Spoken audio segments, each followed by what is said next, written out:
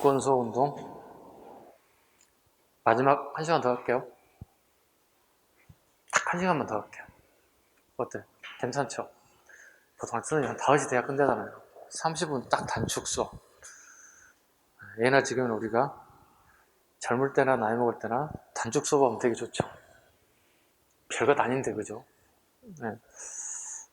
자, 국권수호 운동 보겠습니다. 우리의 국권이 날아갔죠. 일본 애들이 빼앗기게 됐죠. 이걸 우리가 다시 지키고 하는 운동을 하게 됐다. 지키는 운동이 이루어졌다. 이걸 국권수호 운동이라고 합니다. 한번 보겠습니다. 545쪽에 양가로 3번 볼게요. 우리가 쭉 빼앗겨 가는 과정들이 쭉 나올 거거든요. 국권이란 뭔지도 알아야 되겠죠.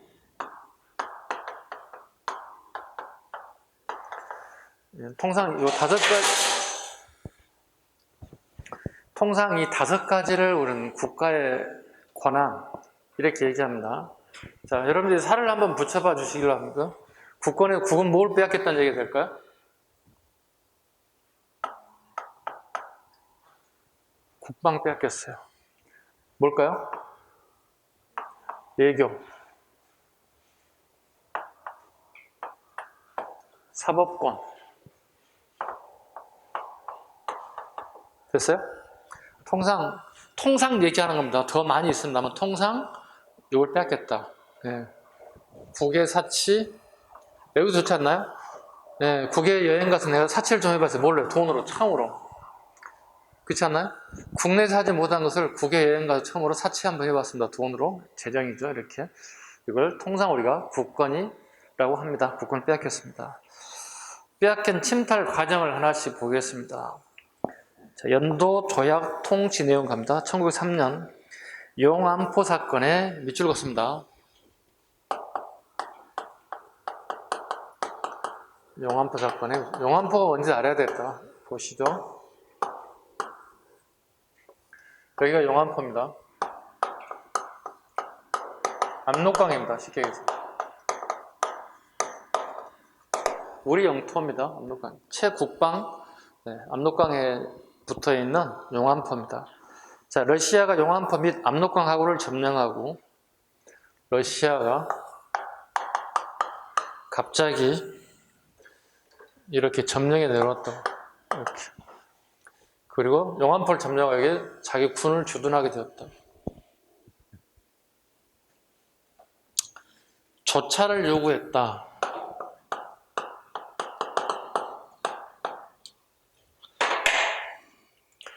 조차란 장기 무상 임대해달라는 얘기야. 대략 기간은 99년 정도 공짜로 이 지역을 쓰겠다는 겁니다. 질문하면 여러분 대부분 금방 알 거예요. 자, 우리 아편 전쟁 때 청나라가 뭘 빼앗겼습니까? 홍콩 빼앗겼죠. 홍콩 빼앗겼잖아. 몇 년 동안 빌려준 거야? 영국한테? 99년이라고.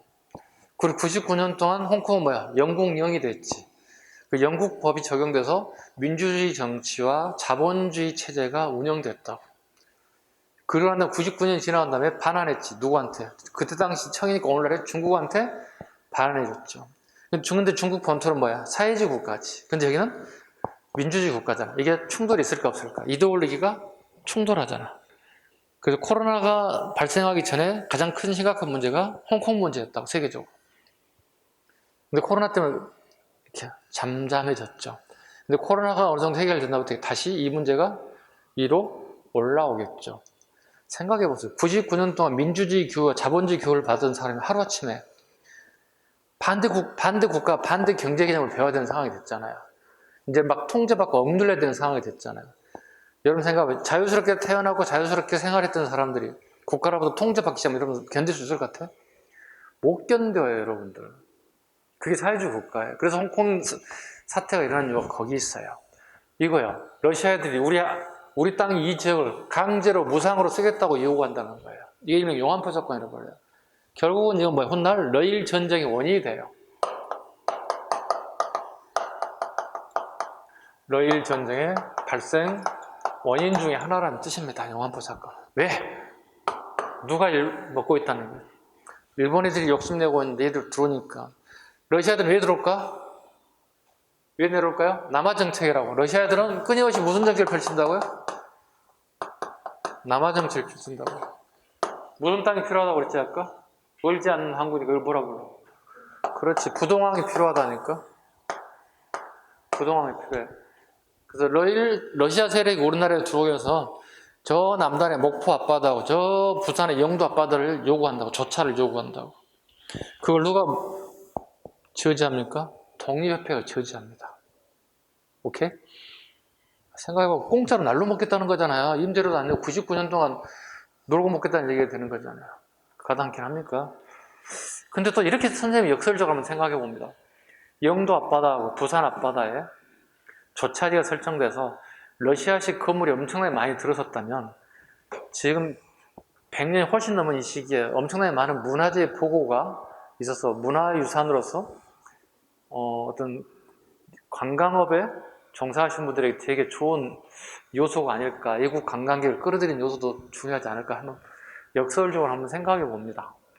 그러니까 정치적으로 본다면 전혀 있을 수 없는 일이지만 시대가 뛰어넘어서 여행업을 통해서 돈을 벌려고 생각한다면 역설적으로 그러네 이런 생각을 가끔씩 한번 해봅니다.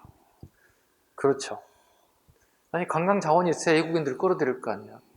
아니면 제주처럼 아니면 천연의 자연 요소가 그 관광지라면은 별개의 문제잖아요. 제주도 이런 거 없어도 되잖아요. 근데 중소도시 또는 광역도시 그 정도의 문화재가 있다면 훨씬 더 달라지겠죠. 이상한 발상을 한번 해봤습니다. 여러분 마음에 들지 않을 것 같습니다. 자, 1904년 1월 보죠. 국외 중립선언합니다. 누가요? 고종임금이. 가로 열고 고종입니다. 영안포 사건이 터지자 고종임금 힘이 없어요. 그리고 우리는 중립선언을 할게요. 너희들 알아서 하세요. 이렇게 한다고. 이 앞전 시간에 잠깐 연기 드렸지만 중립선언은 우리가 힘이 없다면 이것은 아무런 의미가 없다고 얘기했습니다. 강대국이 중립선언을 했을 때 의미가 있는 거예요. 예를 들어서 미국과 중국이 되게 트러블이 되게 심합니다. 영국에 나서 저들은 중립할게요. 그러면 영향가가 있는 거예요. 이것은요. 강대국이니까. 미국과 중국이 싸울 때. 저기 아프리카 어떤 잘 모르는 나라가 우리는 중립할게요. 먹혀요 그게? 아무런 의미 없지. 고정이 힘이 없는 시기에 중립선언이 의미 없다는 겁니다. 이해서 갑니다. 러일전쟁. 1904년부터 1905년까지 일어난 얘기입니다. 자, 일본 함대가 리순 군항을 기습하고 그 배후에는 영일동맹과 러시아 프랑스 동맹이 있었고 제1차 세계대전 전초전이 되었습니다. 러일전쟁에 제1차 세계대전 전초전이 되었습니다. 리순항을 일본이 공격했다는 뜻입니다. 그 다음에 4년 2월 23일 한일의정서 앞에서 별표 갑니다. 한일의정서 그 밑에 가면 한일협정서가 있을 겁니다. 두 개를 구분 잘 하셔야 됩니다. 의정서 1904년 8월에 한일협정서 6개월 정도 사이가 나죠. 의정서 갑니다. 군사시설을 사용하겠다 우리나라에. 그 결과 서울 용산에 최초로 일본군이 주둔하게 됩니다. 일본군이 주둔하게 됐습니다. 일본이 패망하고 끝나자마자 다시 누가 들어옵니까? 미군이 들어와서 여기에 상주하게 됐습니다. 아직까지도 미군 애들이 용산을 다 떠나지 못하고 지금 남아있는 일부 병력들이 있습니다. 상당수는 어디로 떠났습니까? 용산에서 경기도 평택으로 지금 떠나가 있습니다. 평택에 미군 기지가 있습니다. 네. 평택의 경제적인 어떤 이점은 될 수 있겠지만 전쟁이 난다면 평택은 제1번지로 그냥 폭격의 대상이 될 수도 있어요. 마찬가지 서울도 마찬가지겠죠. 네. 용산으로 갔다. 그 다음에 충고권에 두 개는 꼭 잡아야 됩니다. 충고권도 잡아야 됩니다. 이걸 갖다가 얘기합니다. 실질적 예기권 박탈이다. 실질적 예기권 박탈 적어놓으면 돼요. 우리 보통 이제 을사늑약을 계기로 우리가 예교권이 박탈됐죠. 우리는 예교 능력이 상실되는 거죠. 근데 이미 실질적 예교 박탈 충고권이란 어드바이스예요. 자, 우리 대한제국이 일본이 아닌 제3국가 예교 교섭을 펼치려면 누구의 어드바이스를 받으라? 일본으로부터 어드바이스 충고를 받아야 한다. 그럼 결과적으로 우리는 실질적인 얘기권이 다 박탈됐다고 봐야 되는 거예요. 의미 갔죠? 예, 이게 한일 의정세 군사기지하고 충고권 때문에 그렇습니다. 되게 중요한 부분을 차지합니다. 그 다음에 의정세가 끝나고 난 다음에 아까 방금 얘기했던 일본의 군사들이 주둔하기 시작합니다. 이게 7급 기출이에요, 지금. 이제 7급 기출 문제 이거예요. 조선 주차군이 의정서와 협정서 사이에 들어간단 말이에요. 여기에 딱 들어간단 말이에요. 이 사이에 딱 주차군이 들어간다.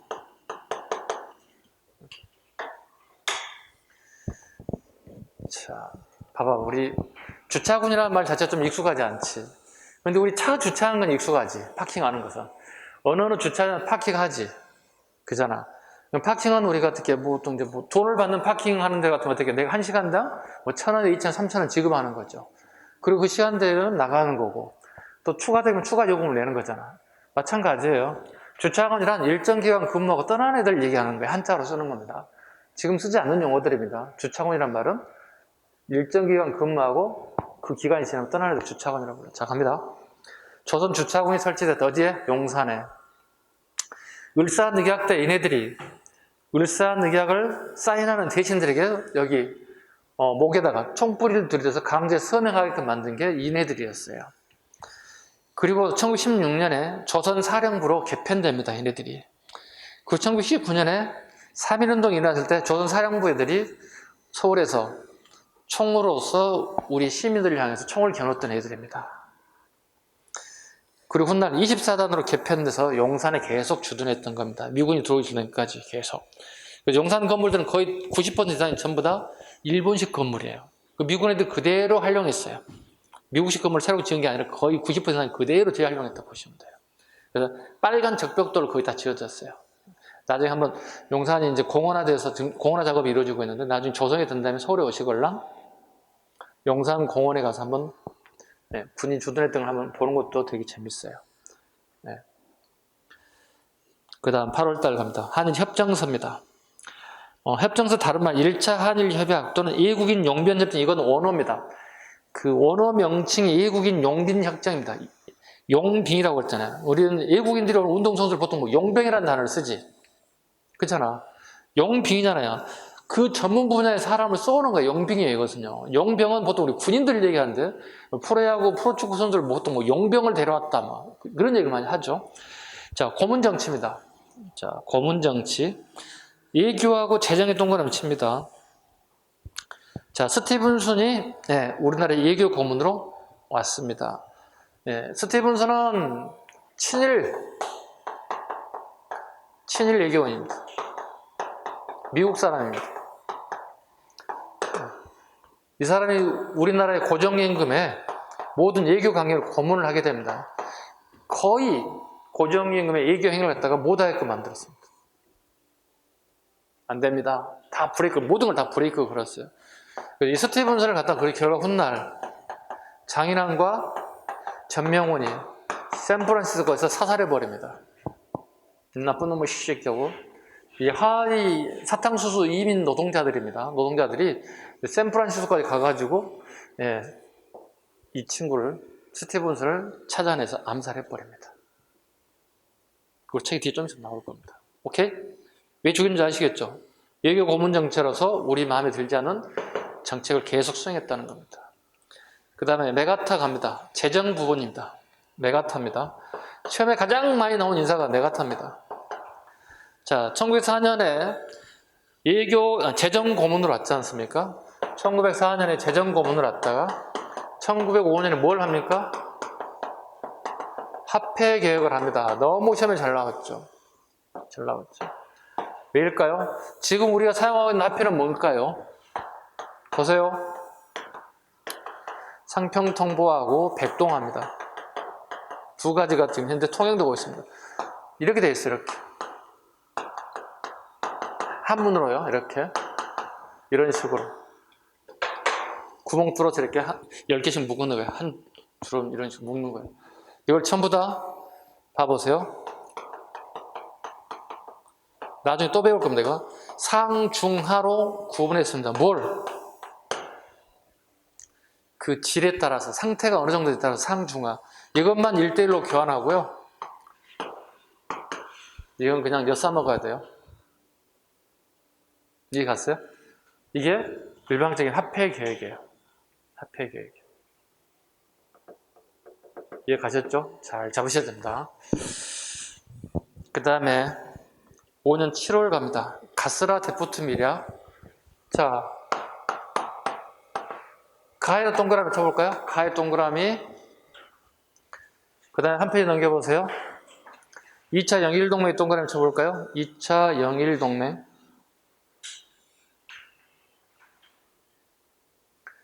그 다음에 포츠머스 조약에 포에 동그라미 쳐보실까요?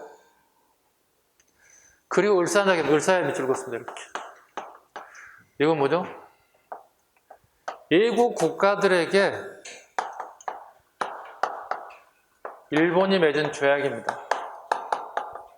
이걸 왜 맺었을까? 외국 여러 나라들이 일본이 조선을 을사늑약을 통해서 외경을 강탈해서 먹어가겠다는 사전 정지 작업이에요. 사전 정지 작업이에요. 가스라 데프트 미랴. 자, 봐봐. 미국은 필리핀을, 일본은 조선을 점령하는 거 서로 양국끼리 서로 인정해 주는 거야. 우리의 의지하고 관계 있어 없어? 없잖아. 제1차 영일동맹 갑니다. 영국은 인도를, 일본은 조선을 서로 점령하는 걸 누구도 서로 인정해 주는 거야. 우리 인정 관계 없어요. 포츠머스 조약은요, 러일 전쟁에 일본이 승리했다는 걸 갖다가 확신해 주는 거예요. 누가? 미국이. 자, 전부 봐요. 미국과 영국과 미국이 전부 다 뭐야? 일본하고 짝짝꿍해서 우리의 모든 권한을 다 빼앗아가는 것들이야. 자, 그래서 이걸 줄여서 가영포 조약 이후에 항상 을사늑약이 나와야 돼요. 서로 항상 꼭 나온다고. 봐봐. 한일 협정서 봐봐. 의정서 다음에 협정서라고 그랬지. 한일 협정서 다음에 협정서 사이에 협정서와 을사늑약 사이에 가영포 조약이 있다는 사실입니다. 여기 중요한 거 뭐죠? 시험 문제 주로 나오는 게 선후관계. 선후관계 알아야 되고 내용도 알아야 돼요. 협정서 재정고문 메가타, 외교고문 스티븐슨 두 사람, 다음에 가영포조약, 그 다음에 을사늑약. 우리나라의 외교권이 박탈되는 거, 총칼로 의해서 박탈되는 거. 순서 꼭 잡으시고, 가장 기본적으로 이건 일단 기본적으로 가영포조약을 기본으로 잡아야 돼요. 가스라 데프트, 제2차 영일동맹, 포츠머스 조약, 러일전쟁에 일본이 승리해주는, 손들어주는 역할이었다 보시면 돼요. 자, 을사늑약으로 가겠습니다. 을사늑약. 자, 제2차 한일 협약이라고 하고요. 통감 정치가 이루어졌다 그랬습니다. 자, 통감부는 꼭 기억하시기 바랍니다. 1906년부터 1910년까지입니다. 살짝 적어요. 통감부 설치 옆에 가로 열고, 통감부는 1906년부터 1910년까지입니다. 을사늑약은 몇 달 전이죠. 1905년 11월이죠. 그죠? 기억 잘 하셔야 돼요. 을사늑약은 1905년 11월이고 1906년에 통감부가 설치된 사실. 자, 어려운 시험이 이거예요. 그러니까 을사늑약 결과 통감부가 설치돼 단순하게 외우면 문제 푸는 데 있어서 되게 많이 틀려요. 구분하시라는 뜻입니다. 을사늑약은 1905년 11월. 그 다음에 통감부는 해가 바뀌었어요. 1906년 10월. 이렇게 물어볼 거야, 시험이. 다음, 통감부가 설치되고 난 이후의 사실로 오는 거 이렇게 물어본다는 거야. 그러면 1906년 이후의 사실을 여러분이 선택적으로 고르라는 뜻이 되는 겁니다. 이해 갔죠? 그럼 단순하게 같이 해버리면 을사늑약이 돼버린다고? 통감부 설치된 시기 사실로 오는 거 물어보면 을사늑약이 답이 된다고. 근데 통감은 1906년 이후이기 때문에 어떻게 정미 7조의 기후각서, 경주사민학 학서, 한일합병 이게 답이 돼야 되는 뜻이에요. 되게 어려운 문제예요. 되게 디테일해졌습니다. 자, 늑약이라고 단어를 쓴 것은 강제 늑자입니다. 그러니까 조약이란 나라와 나라가 동등한 조건에서 맺는 걸 조약이라 하고, 총칼을 이해해서 강제로 맺었잖아요. 강제 늑자니까. 그래서 강제 늑약이라 합니다. 원래는 보통 을사 조약 이렇게 표현을 하는데, 현재 우리 역사가들이 이건 정당한 방법이 아니기 때문에 누계하고 어렵습니다. 거의 대부분. 그 다음에 1907년 7월 정미 7조약 갑니다. 다른 말로 한일 신협약, 차관정치, 행정권 박탈 얘기 나와 있죠. 봐보세요. 국가에는 우리 알다시피 장관이 있고 차관이 있잖아. 그지? 여기 조선인을 임명하는 거예요, 이게. 근데 여기는 일본인을 임명하는 거야. 그러면 보고 체계가 차관, 장관, 명령권을 가지고 있잖아. 그지? 근데 이 시기에는 장관을 조선이기 때문에 허수아비로 만들어버리는 거야. 일절 포고라든가 명령을 받지 않는 시스템을 만들어버렸지. 모든 권한을 차관에 넘겨버렸다는 거야. 그럼 어떻게 일본이 모든 걸 결제하고 명령권을 가진다는 얘기지. 그럼 뭐가 된 거야? 우리나라의 행정권이 박탈됐다는 얘기가 이렇게 나오는 거야. 아셨죠? 차관 정치는 곧 행정권이 박탈되었다. 그 다음에 원인 보겠습니다. 고종 퇴위 계기가 되었다. 정미 7조약. 그 고종이 퇴위된 원인은 우리 알다시피 헤이그 밀사 사건입니다.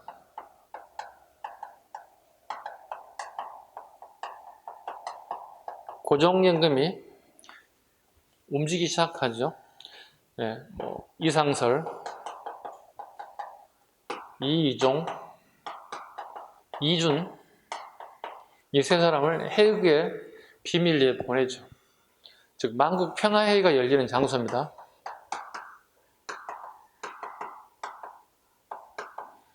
여기서 우리의 주장을 펼치기 위해서 외교관을 보냈죠. 근데 이미 늦었어요. 늦은 이유는 이상설과 이종은 이 한국말밖에 못해요. 한국말밖에 못하는 사람이 저기에 가가지고 말이 통해야만 얘기 활동을 하는 거 아닙니까? 근데 여기 이종이 통상 우리 보통 5개국어를 한답니다. 이 사람이요. 이럴 때마다 좀 부럽죠. 아씨 영어도 하나 제대로 못하고 있는데 뭐 5개국어를 한다고? 그쵸? 네. 이 사람을 러시아까지 데려가다 보니 네덜란드가 가는데 시간이 지체돼서 이미 회의가 개최되고 진행 중이었어요. 그리고 입장도 불가하게 됐어요. 그 일본의 그 정보를 터득하고 입구를 막아버린 거예요. 들어가지 못하게끔. 왜? 니네는 외교권이 박탈되었고 외교권이 없기 때문에 들어갈 수 없다. 입장이 불가하다. 명령을 때리는 거예요. 이때 이 사람들이 할 수 있는 건 뭐죠? 프레스 센터에서 언론을 통해서 우리나라의 사정들을 여러 나라의 언론을 통해서 홍보하는 것밖에 없어요. 그래서 서구 여러 나라들에게 큰 일간지에서 대서특필을 해주는 거예요. 훨씬 더 만국평화의 단상에 올라가서 마이크 잡고 얘기하는 것보다 훨씬 더 많이 어필할 수 있는 계기가 됐어요. 근데 아쉬운 점은 이준 열사가 여기서 사망하게 됐어요. 사망하게 됐죠. 지병이 있었던 것 같아요. 지병이 있었던 것 같은데요. 그래서 이분을 나중에 이제 한참 뒤에 우리가 모셔오죠. 헤이그에서 이렇게 공동묘지에 있던 부분을 한참 뒤에 모셨던 인물이기도 합니다. 그 다음에 군대 해산, 고종퇴위 계기가 되었고 군대 해산이 됐고, 자, 그 다음에 시일의 대장 박승한 자결에 밑줄 긋습니다. 자, 왕의 치진부대였던 시일의 박승한이 해산되면서 그냥 자결할 수밖에 없었다는 겁니다. 네. 그리고 군대 해산 됐다고 그랬잖아요. 그 군대 해산에다 화살표 좀 할까요? 네.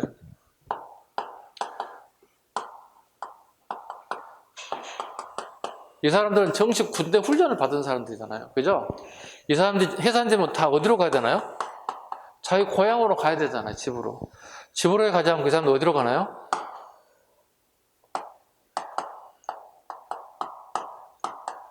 경기도 양주에서 13도 창군이 만들어져요. 활살피하시고 13도 창군으로 참가했다 적어놓으시면 돼요. 이인영과 허이라는 사람이 중심이 돼서 전국 13대 의병을 다 모아서 창군이 만들어져요. 목적은 서울을 탈환할 목적으로 가는 거예요. 이렇게 13도 창군이. 그럼 13도 창군은 전력이 강화됐을까요? 약화됐을까요? 그렇지. 의군이라는 말은 농민병이라는 뜻이거든요. 내가 의로운 싸움에 나가는 병사들이 의병이거든요. 쉽게 얘기해서. 정식 군사훈련 애들 받았던 애들이 쏜다면 13도 창군이 더 한층 강화되는 거예요. 이해 가셨죠? 그리고 이 애들 실제로 끌고 서울로 진격이 옵니다. 성공했을까? 실패했을까? 실패했어요. 왜? 이미 일본에서 그 정보를 다 캐치하고 있었어요. 주요 요지에 전부 다 일본군이 주둔하고 있었어요. 그래서 우리가 실패하고 말았어요. 그리고 살아있던 사람들은 다시 뿔뿔이 터졌고 다시 경기도로 가서 다시 재소집을 하고 다시 만들어 재활동하기 시작했죠. 근데 그 군인들이 또 군을 만들고 또 공격하겠죠. 근데 이제 국내에서는 부딪히기 한계에 봉착됐어요. 왜? 무장투쟁이 한계에 봉착됐다고. 왜? 일본군이 너무 많이 들어와 있어요. 10명의 인원이 10,000명을 때려부실 수 있겠어? 몇 명 정도는 죽일 수 있겠지만 불가능하단 말이에요. 그럼 여러분 같으면 국내에서 무장투쟁이 불가능하면 어디로 가야 돼, 이제? 그래서 국외로 가는 거야. 그래서 이제 간도 지역으로 넘어가서 어떻게 이제 무장투쟁을 하기 위한 것들을 만들기 시작하는 거예요. 근데 봐봐, 무장투쟁을 한다는 게 이게 있어, 봐봐. 내가 무슨 말을 하면 상대방이 내 말을 알아먹어야 돼. 내가 선생님이 여러분들 이런 얘기를 하게 되면 여러분들 이해해야 된다고. 똑같은 논리야. 자, 군사훈련 하는데 내가 선생님이 이런 얘기 막 이렇게 가르쳐서 선생님이 훈련 장교가 되고 그건 얘들이 알아먹지 못해. 하늘 쳐다보고. 선생님, 그거 무슨 얘기예요? 안 되잖아요. 그 제일 먼저 하는 게 뭐겠어요, 그러면? 무장투쟁이 먼저가 아니라 글을 가르치는 일이 먼저 이루어지는 거예요. 그게 해야 하는 게 신민회예요. 그 이해영 같은 선생들이 간도에 가서 제일 먼저 하는 게 뭐예요? 교육 사업을 시작한 거야. 그래서 많은 인재를 양성한 거야. 그리고 그 얘들이 군대에 사관학교 집어넣는 거야. 그리고 얘들 장교 교육을 시켜서 나중에 무장투쟁에 제일 선봉으로 나서게 되는 거야. 그게 무장투쟁의 출발점이 되는 거예요. 아셨죠? 그 신민회가 교육부도 시켰다는 이유는 어떻게? 선생님이 했던 얘기 충분히 이해가 가는 얘기입니다. 그 시기는 가방끈이 짧고 아예 없어, 가방끈이. 배운 게 없다니까. 그러니까 독립협회 한 게 뭐겠어요? 애국 개몽운동에 사람 많이 모아갖고 우리 정보를 막 전파해 주는 거야, 이렇게. 야, 지금 국제정신이 이렇고 국내 정신이 이렇고 말이야. 막 설명해 주는 거야. 사람 많이 모아가지고. 네. 교육을 받아본 적이 없으니까. 그 사람이 정치를 하고 경제를 하고 몰라. 아무것도 모르는 사람들인데. 그래서 토론도 하고, 마이크 잡고 설명도 하고, 이렇게 하는 거예요. 독립협회 활동이 그게 되게 중요한 의미예요, 그 당시에는. 정보를 전달할 수 있는 게 아무것도 없었다는 거지. 지금이야 정보에 우리 홍수 속에 살고 있잖아요. 그죠? 여러분, 실제 되게 검색 많이 하시잖아요. 이것도 검색하고 저것도 검색하고. 그 얘기입니다. 자, 1910년 6월 갑니다. 아니, 7월이군요. 기후각서. 1909년 7월 기후각서. 사법권 박탈. 감옥 사무 이관. 우리에게 하나씩 다 빼앗아 갑니다. 1910년 6월 경찰 사무 이탈에 가는 사람 경찰관까지 빼앗아 갑니다. 1910년 8월달 한일 합병. 우리의 주권이 박탈됐다. 총독 정치입니다. 1905년 을사늑약전 통감이에요. 통감과 총독은 달라요. 통감은 일본 천황의 지시를 받아서 그 지시를 따라가는 사람들이고, 총독은 천황의 지시를 받지 않고 자기가 독단적으로 법을 만들고 독단적으로 행동을 취할 수 있어요. 그만큼 총독의 권한은 막강한 거야. 천황이 있지만 천황의 인허가를 받을 필요 없는 거예요. 막강한 권한을 가져가는 것들입니다. 자, 주권이 박탈됐다, 우리의. 그 다음에 무단통치. 일본 애들이 군인을 통해서 우리나라의 헌병을 통해서 일본의 헌병들이 우리의 경찰 역할을 하게 되었다. 민영환이 남긴 자결하기 전 남긴 걸 보겠습니다. 자, 살기를 원하는 사람은 반드시 죽고 죽기를 맹세한 사람은 살아나갈 수 있으니 이는 여러분이 잘 알 것입니다. 민영환에 대한 얘기.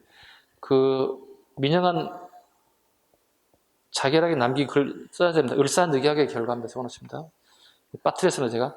그 후에 을사늑약법 민영환 홍만시 조병사가 자결했습니다. 그래서 이 민영환의 자결 글이 나오면 무조건 을사늑약에 대한 얘기입니다. 예기권 박탈 때 얘기하는 겁니다. 그 다음에 국권 상실 내용, 제일 밑에 박스 한번 보겠습니다. 자, 국권 침탈, 사법권 박탈, 육군 대장 출신의 통감이 부인, 경찰권이 박탈, 일진회 갑니다. 1904년부터 10년까지 친일단체인 일진회가 한일 합방 청원서와 성명서를 발표합니다. 일진회는 말 그대로 친일했던 애들이라 보시면 됩니다. 네. 그 다음에 1910년 이한영과 데라우치가 한국병합조약을 발표합니다. 국권이 완전히 우리가 상실되었습니다. 근데 고정임금이 절차상의 문제를 결함을 들어서 무효라고 얘기하고 있습니다. 하나 볼까요? 행정령 어세를 할령, 순종항제 미서명, 순종이 서명하지 않았다. 그 다음에 조약의 제목이 치유라는 단어 썼다. 치유라는 밑에 나왔습니다. 임금의 몸소 이름 또는 그런 말씀이나 그것을 적은 포고문 정도. 조약의 제목이 치유라는 것은 조약으로서 성립되지 않는다 이렇게 주장하고 있는 겁니다. 근데 우리의 주장일 뿐이지 의미가 없어졌어요. 이런 내용들은. 이런 신경 쓰지 마서 시험 나오지도 않습니다. 그 다음 오른쪽 을사늑약교회 활동 내용 보겠습니다. 을사늑약 반대은 민영환, 홍방식, 조병세 이분 다 자결했다. 항성신문에 장지연이 우리 예기권이 박탈되자 시리아 방송대국을 실어서 국민항쟁을 호소했다. 비열편하겠습니다. 원래는 장지연이 친일로 밝혀기 전까지는 매년 시험에 나왔습니다. 모든 시험에 나왔습니다. 중학교, 고등학교, 수능, 한능검, 공무원 시험 매년 나왔습니다. 빠지지 않고 나왔습니다. 그러나 10여 년 전에 장지연이 친일 인사로 발견됨으로 인해서 그 뒤로부터는 시리아 방송국을 거의 출제되지 않았습니다. 그런데 한 3, 4년 전인가요? 한 5년 됐나 벌써? 수능시험에 출제가 됐습니다. 여러분이 봤던 수능시험일지도 모르겠습니다. 수능시험에 장지연의 시리아 방송대국이 항성신문에만 실렸다는 거 아닙니다. 항성신문 플러스 적습니다. 옆에다가 대한매일신보 적습니다. 항성신문에도 실리고 대한매일신보에도 실렸습니다. 그게 항성신문에만 실렸다는 그 지문 때문에 수능에서 복수정답이 처리됐습니다. 오늘 목노가 크게 울부짖는다는 뜻입니다. 시리아 방송대국 우리말로 번역하면 오늘 목노가 크게 울부짖는다 이런 사설의 제목입니다. 그 다음에 을사오적갑니다. 그 서명했던 애들 있죠. 박재순 을사오적입니다. 을사년에 조약을 할 때 우리 조선의 태신들이 서명했던 5명 갖다가 을사오적이라고 합니다. 박재순, 그 다음에 지드래곤. 이렇게 해야 여러분들이 기억날 겁니다. 선생님 제가 지드래곤 팬인데요. 저도 지드래곤 팬이에요. 잘 안 믿으려고 하는 것 같아요. 선생님 지드래곤을 어떻게 아세요? 당연히 알지. 대한민국 사람인데 왜 모르겠어. 지드래곤이 부르는 노래를 좋아하는 노래가 하나 있어요. 삐딱하게라는 노래를 좋아해요. 선생님. 내용이 좋아서 그런다. 내용이 삐딱하게라는 게 안에 내용을 보면 선생님이 원하는 게 들어있어서 그렇습니다. 그래서 지금 성이 다르죠. 거긴 건지영, 여긴 이지영이죠. 그래도 우리가 애옥이 좋아요. 그래서 혹시 여기 이걸 보신 분들이, 이 내용을 보신 분들이 선생님 지드래곤과 을사오적과 비교하면 안 되죠? 맞아요. 우리 시험을 맞아야 되기 때문에 약간 비교해서 애워보자는 거, 연상해보자. 지드래곤 나오면 을사오적이야 이렇게 하면 됩니다. 그 다음에 이근택, 이한용, 건중현 등입니다. 이 사람을 죽여야 되겠죠. 암살단을 만들었으니까. 그게 나철, 오기호 등이 매국노를 습격하고 일진을 공격했습니다. 자신의 밑줄고 보시죠. 나철이 만든 건데요. 나철의 본명이 나인영입니다. 나인영, 나철이 만들었습니다. 그래서 건중현을 그 중에 한 명이던 오적 중에 한 사람이던 건중현을 저격, 부상시키기도 했다. 자신의 밑줄을 보시고 그게 나오면은 자신이라는 단어가 나오면 난이도가 좀 올라간다 이렇게 좀 생각해 주세요. 난이도가 좀 올라간다. 그 이유는 뭐냐면 예전에 독립운동가들은 본명 이외에 별칭을 좀 많이 썼어요. 자신의 신분을 속이기 위해서. 일본의 감시하에 놓여있기 때문에 자기 이름을 많이, 다른 예명을 많이 썼다 보시면 됩니다. 항일 의사 읽어봅니다. 장인환 전명훈 미 예교고문 스티븐스를 저격 살해했습니다. 1908년 밑줄 긋습니다. 1908년 연도 외워야 됩니다. 장인환 전명훈 봐봐. 1908년이지. 봐봐. 애옥이 좋아. 봐봐. 샌프란시스코 역에 있다는 사실을 알고 하와이 이동 노동자 사람들이 비행기표를 싹을 마련해서 샌프란시스코 역에 왔다고. 되게 어려운 일이에요. 시기에. 미국 그 넓은 영토에서 그놈이 어딘 줄 알고 어떻게 찾아가냐고. 많은 정보를 가지고 들어간 거죠. 그래서 총으로 쏴서 빵빵 탕탕 해서 죽였다고. 봐봐. 1908년이잖아. 여기 되게 좋잖아. 다 공짜거든. 빵빵빵빵 이렇게 4발이나 쐈다. 연도 외웠어요? 선생님 저는 장인환 전명 1908년도 외울 수 있습니다. 천만에 1시간 지나면 기억 안 나요. 여러분들. 해봤잖아. 그치? 오늘 1교시 외웠던 거 끝날 때 좀 집에 갈 때 외워졌어? 새카매져 새카매요. 자, 장인환 전명은 어떻게 샀다고? 총으로? 땅! 땅! 땅! 1908년이네. 다 공짜가 다 들어가 있는. 어때? 외워졌지? 이렇게 외우는 거야. 어쩔 수 없어. 선생님 방법이야. 그 다음에 만주 하얼빈. 이토 히로부미를 저격 살해. 1909년. 여기 총을 3방 쐈어. 1909년이야. 이토 히로부미 싼 거. 하나, 둘, 셋. 땅! 땅! 땅! 땅! 땅! 땅! 땅! 3발 쐈다고. 1909년이야. 외워야 돼. 어떡할 거야. 외워야지. 이거 되게 시험 잘 나와. 네. 제일 잘 나옵니다, 이거. 네. 안중근이 만주 하얼빈에서 이토 히로부미를 암살 살해합니다. 왜 했습니까? 아니, 안중근이 이토 히로부미를 죽인 이유가 뭐냐고. 알아야지.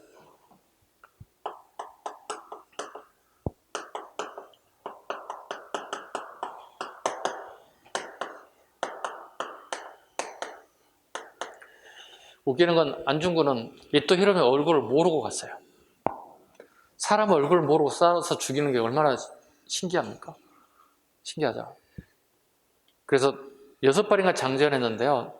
4발은 이토 히로부미를 정확하게 쐈어요. 혹시 몰라 2발은 옆에 있는 놈을 쐈어요. 혹시 이런 게 아닐 수도 싶어가지고. 싼 이유가 있죠, 이 사람이.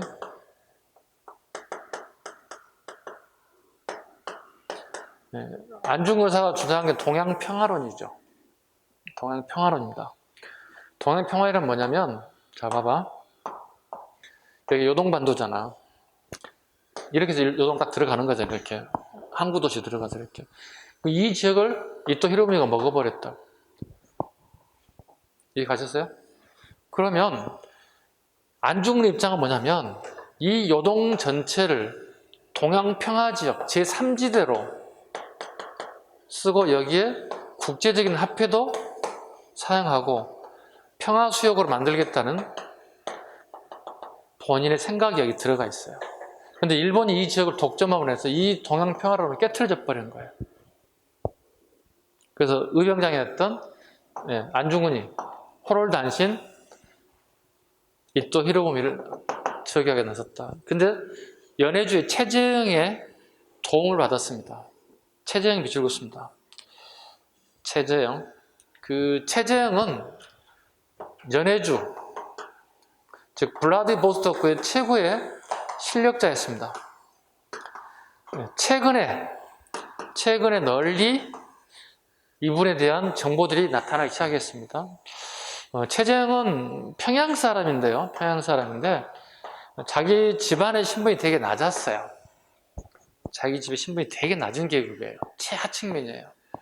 그래서 평양에서는 살 수가 없어서 자기 아버지 때부터 블라디보스토크에 가서 생활을 하게 됐어요. 그래서 군수공장에 취업해서 열심히 군수공장에 일을 하고 월급을 받았어요. 그러면서 거기에서 익힌 기술을 통해서 이 군수공장을 인수하게 됐어요. 그리고 엄청난 부자가 됐어요. 이 돈을 자기 호주머니에 들어가는 게 아니라 상당수에 해당되는 금액이 독립운동 자금으로 쓰게 된다는 겁니다. 최재형이. 그때 안중근을 갖다가 집에 초대해서 뒤뜰에서 사격훈련 연습을 시켜준 장소를 제공해 줬어요. 우리가 보통 봐봐요. 간도 지역, 서간도, 북간도 지역, 상해 지역의 독립운동가들 우리가 되게 깊이 있게 고찰하고 공부하고 시험에 출제가 돼요, 많이. 가장 출제 안 되는 부분이 블라디보스토크의 독립운동의 사람들이 되게 아직 조명도가 낮아요. 최근에 조명이 올라간 인물이 최재형이라는 인물이에요. 이해 가셨죠? 그래서 혹시 시험장 갔는데 안중근 의사가 이토 히로부미를 저격할 때 뭐 경제적인 부분 여러 가지 뭐 부분을 좀 도와준 인사가 러시아에 누구냐 물어보면 최재형입니다. 그리고 되게 많은 활동을 하다 마지막에 일본군에게 체포가 됩니다. 체포가 됩니다. 대부분 우리가 경찰서 끌려가면 너 이런 일을 저질렀지? 똑바로 얘기해. 그럼 저는 한 적이 없습니다. 딱 시침이 떼는 게 보통이잖아요. 이분은 맞아요. 내가 다 했어요. 죽을 때가 됐나 보네. 알아서 처리하세요. 빨리. 아주 쿨하게 이렇게 갔어요. 한편 멋지기도 한데 이런 분들이 더 오랫동안 살아서 우리나라의 강복을 봤으면 얼마나 더 좋았을까 하는 생각을 하고요. 또 재밌는 게 또 있어요. 이분이 유언을 남겼습니다. 자기 후손들에게 절대로 러시아 국적을 갖지 말고 우리 대한민국의 국적을 가지라고 유언을 남겼어요. 그 후손들이 2대, 3대, 4대까지 다 그 유언을 지켜요. 지금까지. 어때요? 타국에서 외국인으로 산다는 게 쉬운 일이 아니에요. 러시아에서. 생각해보세요. 그걸 지키기가 쉬울 것 같아요? 야, 이런 분들 어떻게 박수 쳐줘야 돼요. 우리가 마음속으로. 저는 이렇게 치겠습니다. 박수를. 쳐라 좀, 같이 치자. 우리가 그분들을 직접 만나지 못하도 이런 분들이 있어서 우리가 지금 해방된 나라에서 잘 먹고 잘 살고 있잖아. 이런 사람들이 희생이 있었다는 거잖아요. 그래서 앞으로는 체장에 대한 문제가 재조명될 수도 있고 더 문제가 많이 출제될 수 있다는 사실입니다. 아셨죠? 네, 연해주에서 가장 대표적인 독립운동가입니다. 그 다음에 이재명, 내곡로 이한용을 명동성당에서 습격 중상을 입혔습니다. 근데 이한용이 안 죽어요. 왜? 그 당시 미국의 의료기술자들이 많이 와 있어. 선교 활동하게 되면서 의료기술과 같이 들어왔어요. 죽질 않아요. 근데 이재명 절대 안 나와요. 왜일까요? 5년 전에도 안 나오고 지금도 안 나오고 5년까지 안 나왔어요. 왜? 지금 유력한 대통령 후보예요. 지금 민주당에. 이분이 혹시 시험에 나와봐봐요. 이거 정치적인 뭐 아니에요? 동일한 인물이잖아요. 그러니까 내년 봄에 여러분 보는 시험분들이 무조건 안 나옵니다. 대통령 선거가 3월달입니다. 그때쯤 되면 당락이 결정되겠지만 떨어져도 안 나올 거고 당선돼도 안 나올 거예요. 그죠? 될 확률과 안 될 확률은 반반이잖아요. 우리가 알 수 없잖아요. 앞으로 3월달까지 가는 거니까. 지금 하는 걸 봤을 때는 어느 한 당의 후보로 될 것 같은 느낌이 들거든요. 지금 본다면. 이건 하지 마세요. 이재명 애우지 마세요. 시험 안 나옵니다. 선생님이 축제를 가서 죽어도 안 됩니다. 이것은. 대통령이 당선되자 5년 동안 더 안 나와요. 이해 갔어? 그럼 그때까지 공부할 필요 없잖아. 내년하고 딱 끝내야지. 그죠? 그때 가고 이 사람이 대통령 됐으니까 이 사람 하면 안 해도 되는데 막 소문 퍼뜨릴 필요도 없잖아. 그냥 내년 무조건 여름만 끝내 빨리. 의병활동 원용팔, 원주, 정용기, 영천, 민종식, 정주 밑줄 그어야 돼요. 민종식, 정주. 정주는 오늘날의 부여입니다. 부여 쪽. 부여. 신돌석, 영해. 영해 잡아야 됩니다. 신돌석. 우리 수능시험에 이렇게 나왔어. 신돌석이 잘 나온 이유는 평민의병장입니다.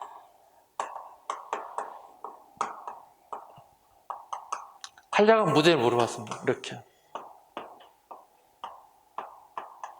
수능시험에 이렇게 한번 나왔습니다. 고등학생들 문제. 자, 여러분 선택지 골라봐. 신돌석이 한량했던 부분 어딘가요? 1, 2, 3, 4 중에서. 여러분 수능생이라고 하면 고3생이라고 한번 생각해봐. 어디 같아? 아까 어디 신문에 뭐라고 써? 여기야. 이게 나와서 틀린 애들이 되게 많아요. 예. 다시 가겠습니다. 신돌석, 영해, 일월산 부근입니다. 영해입니다. 경상북도 울진 삼척, 그 다음 영해 지역입니다. 이 지역에 주로 활동했던 인사입니다. 지도 그래서 살짝 적어놔라. 혹시 이런 게 나오면 쪽팔리게 틀리면 안 된다, 우리. 고등학교 3학년들이 보는 분들이 공무원이 틀리면 되겠어. 네. 영해 플러스 울진 삼척 이 지역이야. 울진 삼척. 이 지역에 주로 활동했던 부대입니다. 헤이그 밀사, 1907년 6월. 아까 잠깐 설명드렸던 이상설, 이종, 이준을 헤이그 만국 평화회에 보냈으나 일본과 영국의 반대로 입장 자체가 불가능했고 결과적으로 아까 했던 방법 여러 언론들을 동원해서 우리의 하고 싶은 얘기를 해서 널리 여러 신문에 알리게 됐다. 근데 아쉽지만 누가 돌아오지 못했다? 이준 열사가 지병에서 사망해 돌아오지 못했다. 자, 이걸 계기로 고종이 강제 퇴위, 왜 책임지라는 거야? 일본에 압박을 가는 거야.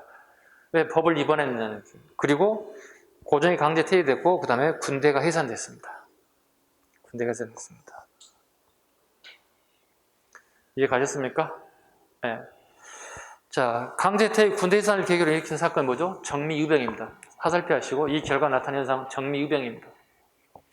네, 이 두 분의 퇴위로 인해서 정미의병이 발생됩니다. 의병은 총 3번 일어납니다. 을미, 을사, 정미 이렇게요. 아셨죠? 자, 넘겨갑니다. 자, 약속을 지키기 위해서 부지런히 가고 있습니다.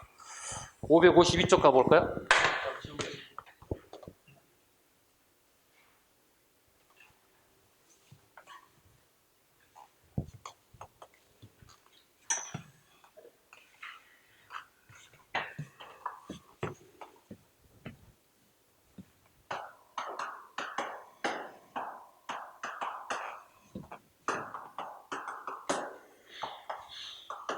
을미을사 정미의병. 오케이?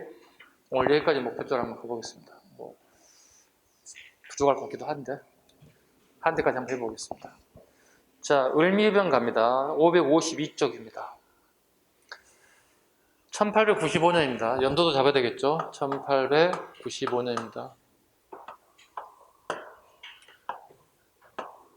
이 정도 됩니다. 을사는 이 정도 됩니다. 이 정도 됩니다.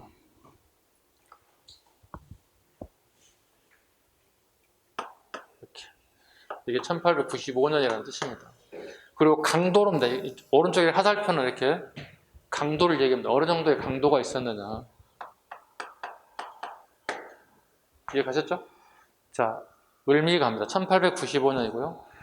네, 원인 또는 배경이 명성황후 또 민비 암살이라고 봐야 되겠죠?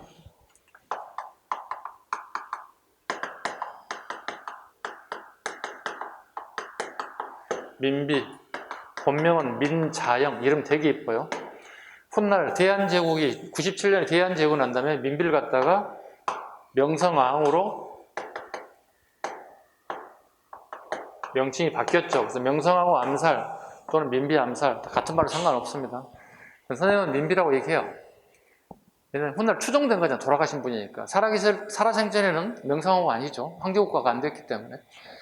자, 명성황후 암살 사건. 그 다음에 두 번째 단발령입니다. 대한민국 모든 사람들이 머리를 깎아달라. 남자들이 거의 대부분 머리를 올려서 이렇게 상투를 틀었죠. 그리고 갓을 썼죠. 이걸 전부 다 밀어달라, 머리를 좀 잘라달라. 이걸 계기로 일어났다. 주도가입니다. 문석봉, 의병장입니다. 네, 문석봉, 유성, 아래에는 최초기 때문에. 그러니까 1890년대 의병장의 최초기 때문에 문석봉은 알아야 되겠죠. 유인석, 제천, 충주, 이소웅, 춘천. 두 사람을 이렇게 제가 유이 이렇게 얘기합니다. 네. 네. 유이. 연예인 이름 같지 않습니까?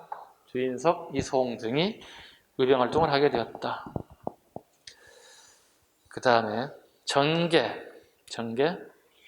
지방관청과 일본군을 공격, 친러 관리와 일본인을 처단하였다.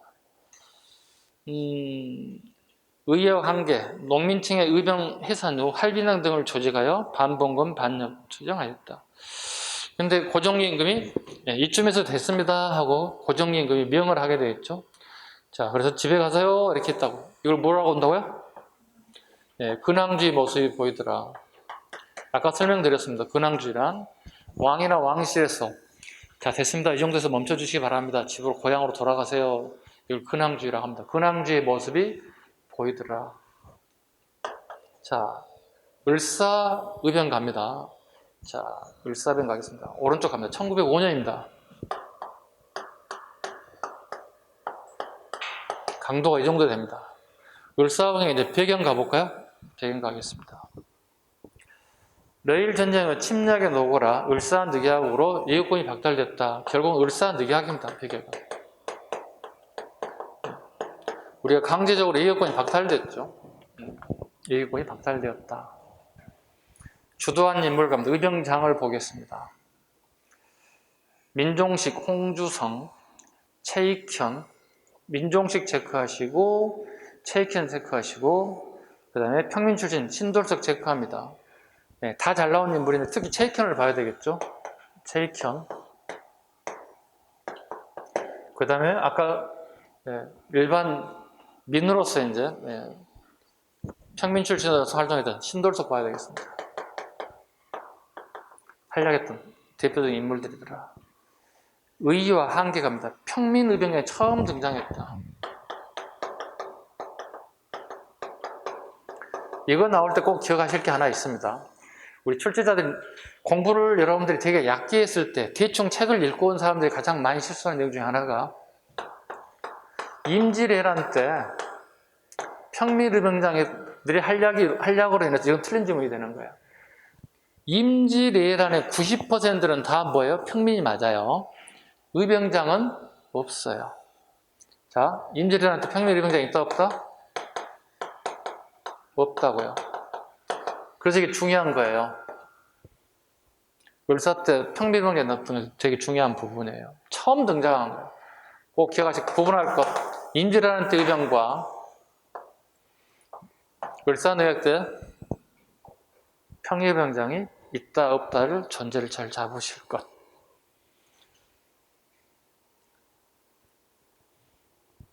그 다음에 평밀 의병장의 등장, 그 다음에 의의가 보시면 양반 유생 의병장들이 봉건의식이 있더라. 봉건의식이 있대요. 훗날 여기도 또 터져 나오거든요. 감히 평민주제에 무슨 의병장이야 이런 식이에요. 의식 자체가 문제가 있다는 겁니다. 정미병 가겠습니다. 정미병 1907년입니다. 자, 제일 크죠? 이렇게 본다면 가장 크죠? 이런 식으로. 이게 1907년입니다. 가장 활동성이 컸다, 활발했다는 의미를 가지고 있습니다. 자, 정미병 가겠습니다. 고종태의 한일 침해와 구속 조약. 예. 정미병의 가장 핵심적 교육은 고종태의죠. 고종이 퇴위됐기 때문에 이제 기본적으로 정미병이 일어났다 보시면 되겠습니다. 하나씩 보겠습니다. 해산 군인 중 일부가 의병에 가담하게 되었다. 해산 군인이 의병에 가담하겠다. 보통 해산된 군이 집으로 가야 되는데 의병에 가담하게 되었다. 그 다음 13도 창의군이 결성됐다.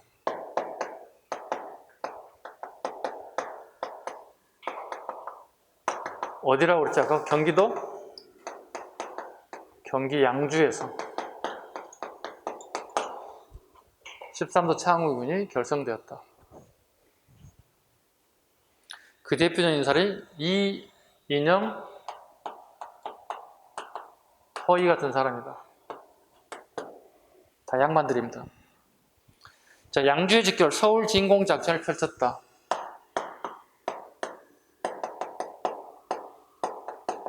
실제로 서울 진공 작전을 펼치게 됩니다. 근데 아쉽게 이때 이인영이 참석을 못하게 됩니다. 이인영이 부친상을 당하게 되고요. 낙향을 하게 됩니다. 보통 부친상을 당하면 이 당시에 보통 우리가 3년상을 치르게 됩니다. 자, 전쟁을 앞두고 대장이 사라져 버렸어요. 누가 가야 될까요? 군사장이 했던 허위 중심으로 서울 진공 작전을 펼칩니다. 아까도 얘기했다시피 실패하게 됐습니다. 많은 사람이 희생을 따랐고 나머지 살아있는 사람들은 다시 경기도에 가서 재직결하고 이런 결과를 넣었습니다. 여기까지. 그럼 이들이 주장한 내용 보겠습니다. 디귿번 예국영사관의 의병부대를 국제공법상 교전단체로 인정해달라고 요청했습니다. 네.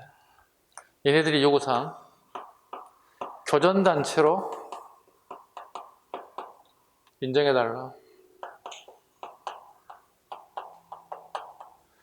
왜일까요? 우리가 포로가 될 수가 있어요. 그럼 전쟁 중에 포로는 어떻게 되죠? 국제법상 가혹행위를 하면 안 돼요. 그걸 교환해줘야 된다, 이렇게. 그걸 우리 보장받고 싶은 거야. 그래서 국제법상 교전단체로 우리 의병을 인정해달라, 이렇게 얘기했습니다. 네. 그 다음에 시대 대대장 박승환이 자결하게 되었다. 정미 사건에 대한 내용, 정미 의병에 고종이 퇴위됐기 때문에 마찬가지, 아까 했던 내용인데 큰 의미가 없고요. 그 다음에 계승, 이강년, 태백산맥, 허이, 임진강, 민긍호, 강원도 원주에서, 홍범도, 함경도 등에서. 자, 의병장 보겠습니다. 가장 중요한 인물이 홍범도입니다. 이 사람을 꼭 알아야 되겠죠? 함경도입니다, 이 사람. 자, 홍범도 장군이 아마 올해 시험이 끝났거나 거의 내년에 무조건 나오지 않을까 싶은데요. 지금 현재 문재인 정부에서 이분의 시신을 우리가 운구를 해왔습니다. 예, 중앙아시아에 있었던 홍범도를 운구했습니다. 이 사람은 원래 보세요. 평안도 사람이에요. 이 사람은 일반 민이에요. 이 사람은 되게 군인이 되고 싶었던 것 같아요. 기록에 보면 그 평양에 있는 군사학교 입학해요. 장교가 되고 싶으면 군사학교 입학해서 교육을 받아요. 그리고 함경도를 건너갑니다. 이렇게 함경도에서 의병 활동을 하게 됩니다. 특히 이제 백두산을 중심으로 함경도와 백두산을 중심으로 의병 활동하게 됩니다. 얘들은 주로 구성 요소들이 홍범도를 제외하고 나머지 전부 다 포수, 산에서 이렇게 짐승을 잡아서 생활을 영위하는 애들이 이걸 삼포수라고 그러는데요. 이 삼포수 중심으로 인원이 구성되어 있어요. 이네들 어떻게 해요? 별도의 군사훈련 할 필요 없는 애들이에요. 사격훈련을. 왜? 매일 하는 게 이거잖아요. 천국 견우서 사냥감 찾는 거잖아요. 자, 홍범도가 즉 함경도를 대표하는 의병을 끌고 어디 왔어요? 양주에 왔어요. 13도가 다 모이는 거니까. 근데 웃기는 게 이 지도부에서 홍범도를 갖다가 무시해요. 속된 말로 개무시를 해요. 감히 너 따위가 무슨 의병장이야, 평민 주제, 이런 식이었어요. 그럼 홍범도 어떻게 할까? 되게 얼굴 붉히겠죠. 자기들 데려왔는데. 소위 의병장으로 왔는데 나를 이렇게 무시당하고. 이때 홍범도 장군이 어떻게 해요? 떠나게 돼요. 이렇게. 떠나게 돼요. 여기서 어떻게 하는 거야? 간도에서 독립운동을 만들어요. 이때 만든 게 뭐예요? 여러분 지금 대한독립군이에요. 대한독립군. 그래서 어떻게 대한독립군이 전투에서 엄청난 승전들을 전쟁의 기록을 남겨요. 영화도 나왔지 않습니까? 몇 년 전에, 그죠? 몇 년 전에 영화까지 나왔습니다. 보신 분 있나요? 한 분? 영화 좀 봐. 뭐 보고 살아? 영화 좀 봐. 응? 역사물 나온 것들은 좀 보세요. 가끔씩 공부 안 될 때.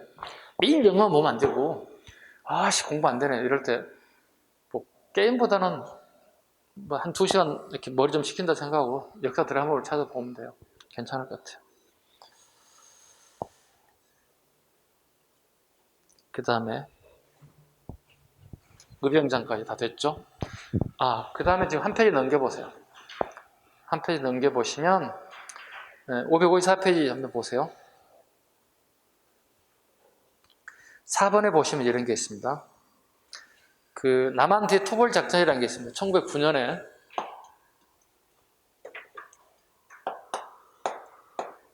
남한 대토벌 작전이 있죠. 1909년 10월에서 11월 사이에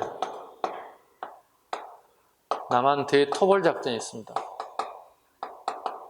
이거 뭐냐면 즉 전라도 쪽을 전부 다 토벌하는 건데요. 전라도에서 의병이 가장 많이 올라왔어요.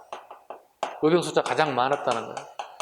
이걸 전부 다 싹쓸이 하겠다는 거예요. 이때 교반작전을 펼쳐요. 일본 애들이. 교반작전이란 봐보세요. 우리 장기나 바둑도 본 적 있죠. 한 번쯤. 또 장기판을 본 적도 있죠. 바둑판을. 봐봐요. 그러면 이게 한 집 되게 바둑에 되게 중요한 부분인데, 자, A라는 동네, B라는 동네, C라는 동네 이렇게 해서 구역을 저희가 싹쓸이 다 뒤지겠다는 거야. 그리고 여기서 남자로 되는 사람 다 죽여버리겠다는 거야. 왜? 얘들 성장해서 훗날 의병으로 성장할 수 있으니까 싹 죽이겠다는 거야. 이 교환작전을 통해서 호남 지역에, 전라도 지역에 남자들 싹 죽이는 작전을 펼쳤습니다. 이건 너무 잔인한 작전입니다. 이 교환작전이 훗날 1920년대에 간도 참변을 둬도 똑같은 작전을 펼쳐요. 간도에 살고 있는 조선인들의 집을 다 찾아서 불 지르고 불태우고 사람을 살리겠어요. 그때도 똑같은 교환작전을 펼쳐요. 동네 A라는 말, B라는 말 다 싹 쓰리해버려요. 방아에 다 불태워버려요. 엄청난 작전입니다. 남한 대토벌 작전 잘 기억해 주시기 바랍니다.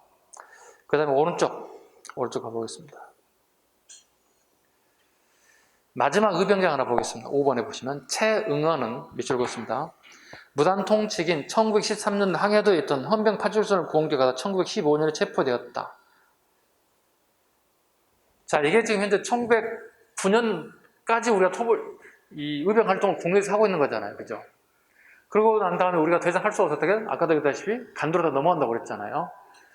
근데 1909년에 남한 대토벌 작전 결과 우리 대한민국이라는 나라, 지금 그 당시 조선이라고 하는 나라에서는 의병 활동이 전무해야 된다고.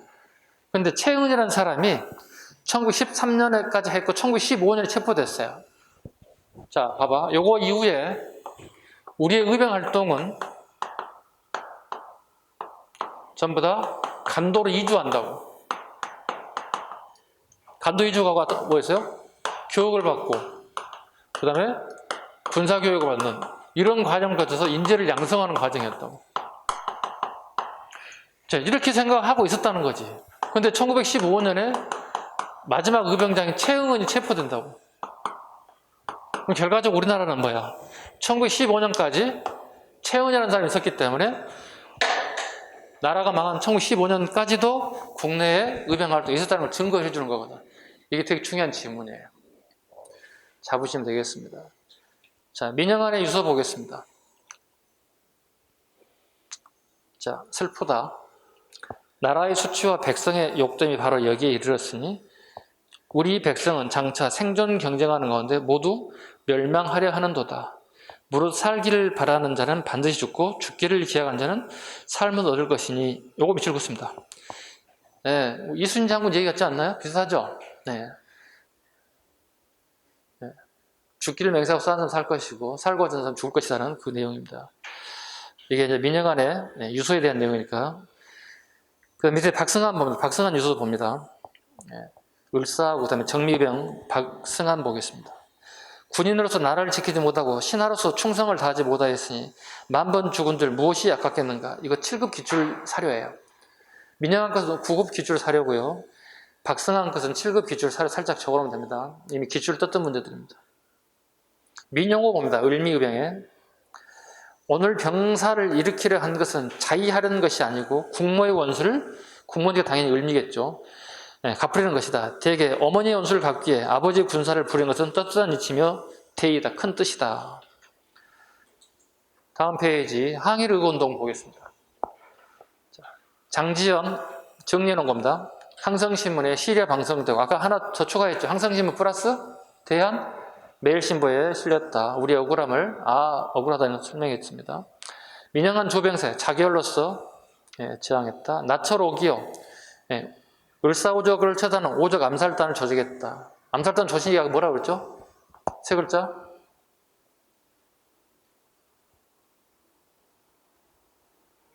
나철의 다른 이름. 나인영 자신의 1시간도 안 지났어. 씨. 큰일이야. 씨. 다음 모의고사 때 어떻게 보려고 그러지? 이거 막 쏟아져 나올 것 같은데? 되게 양이 많을 것 같은데? 장인한 전명은 땅땅땅땅 4발 쐈습니다. 미국 샌프란시스코에서 어떻게? 스티븐슨. 안중근 땅땅땅 3발 쐈습니다. 1909년입니다. 동양평화론을 찍었습니다. 안중근 동양평화론. 이재명 시험에 안 나옵니다. 됐죠? 그 다음에 안중근의 동양평화론 서문 여러분 읽어봐 주시고요. 그 다음에 오른쪽에 을사병 정리한 것 여러분이 참고해 주시면 되겠습니다. 오늘 여기까지 할 거고요. 다음 시간에 애국 계몽운동 전개부터 가도록 하겠습니다. 자, 오늘 여기까지 수고하셨습니다. 마무리하겠습니다.